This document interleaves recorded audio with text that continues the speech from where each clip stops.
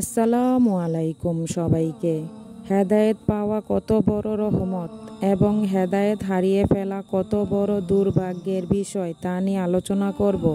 হেদায়েত প্রাপ্তি একজন মানুষের জীবনের জন্য সর্বোচ্চ রহমতের মধ্যে একটি, কারণ এটি শুধুমাত্র পরকালীন মুক্তির পথ সুগম করে না, বরং ইহকালেও একজন ব্যক্তির জীবনকে শান্তিময় ও সার্থক করে তোলে। এর বিপরীতে হেদায়েত হারিয়ে ফেলা বা পথভ্রষ্ট হওয়া এক ধরনের দুর্ভাগ্যের বিষয়, যা মানুষের জীবনকে বিশৃঙ্খলা এবং আত্মাধিক অন্ধকার দিকে ধাবিত করে। হেদায়েত বা সঠিক পদপ্রাপ্তি ইসলামের সবচেয়ে বড় দান এবং অনুগ্রহ হিসেবে বিবেচিত। আল্লাহ তাআলা বলেন, যাকে আমি হেদায়েত দেই সে সত্যিকার অর্থেই সঠিক পথ পায়। সূরা আল বাকারা। হেদায়েত আল্লাহর পক্ষ থেকে একটি বিশেষ পুরস্কার, যা তিনি তার প্রিয় বান্দাদের জন্য নির্ধারণ করেন।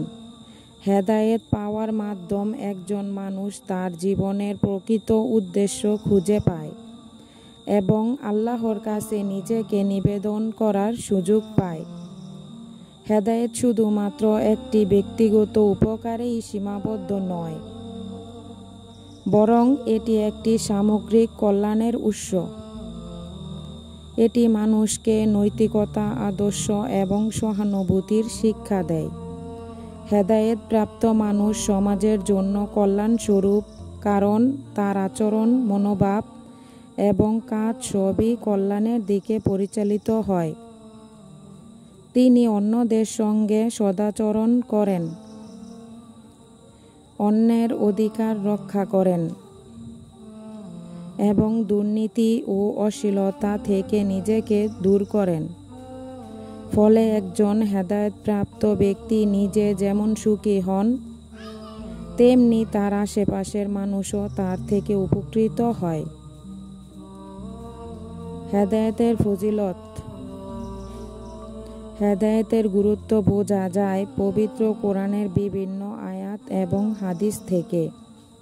হযরত মুহাম্মদ সাল্লাল্লাহু আলাইহি সাল্লাম বলেছেন, তোমাদের মধ্যে সর্বোত্তম সেই ব্যক্তি যে কোরআন শিক্ষা করে এবং অন্যকে কোরআন শিক্ষা দিয়ে থাকে।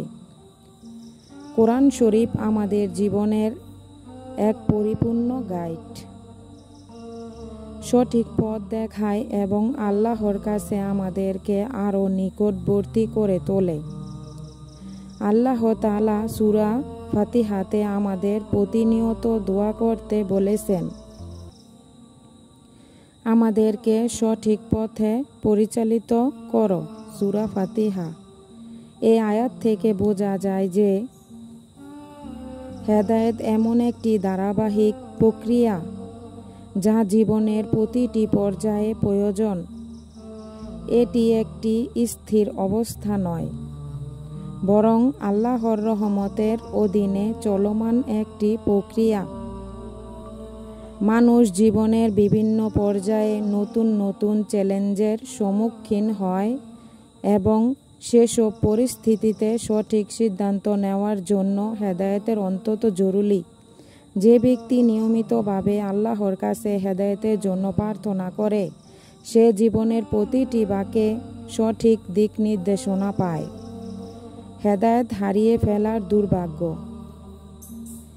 যেমনটি আগে বলা হয়েছে, হেদায়েত আল্লাহর পক্ষ থেকে একটি বিশেষ অনুগ্রহ। তবে হেদায়েত হারিয়ে ফেলা বা পথভ্রষ্ট হওয়া এমন এক দুর্ভাগ্য যা একজন মানুষের জীবনের শান্তি, স্থিরতা এবং আত্মাধিক তাকে ধ্বংস করে দিতে পারে। কোরআন শরীফে আল্লাহ তাআলা বারবার বলেছেন যে, যাকে আমি গোমরাহ করি তার জন্য কোনো পথ প্রদর্শক নেই। হেদায়েত হারানো মানে শুধুমাত্র আত্মাধিক ক্ষতি নয়, বরং একজন মানুষের ব্যক্তিগত, পারিবারিক এবং সামাজিক জীবনের উপরও এর নেতিবাচক প্রভাব পড়ে। একজন পথভ্রষ্ট ব্যক্তি তার চারপাশের মানুষকে দুঃখ ও কষ্ট দেয়, কারণ তার কর্মকাণ্ডে স্বার্থপরতা, অহংকার এবং অন্যায় প্রাধান্য পায়। এছাড়াও হেদায়েতহীন ব্যক্তি শয়তানের প্ররোচনায় সহজে পড়ে যায় এবং পাপের দিকে ধাবিত হয়। কোরআনে বর্ণিত হয়েছে যে শয়তান তাদেরকে পথভ্রষ্টদেরকে দোষারোপ করে এবং তাদেরকে গুমরাহ করে দেয়। হেদায়েতের ফলে একজন মানুষ নৈতিকতার শিখরে পৌঁছাতে পারে। ইসলাম ধর্মের মূল উদ্দেশ্য হল মানুষের মন আত্মাকে আল্লাহর নির্দেশনা অনুযায়ী সাজানো।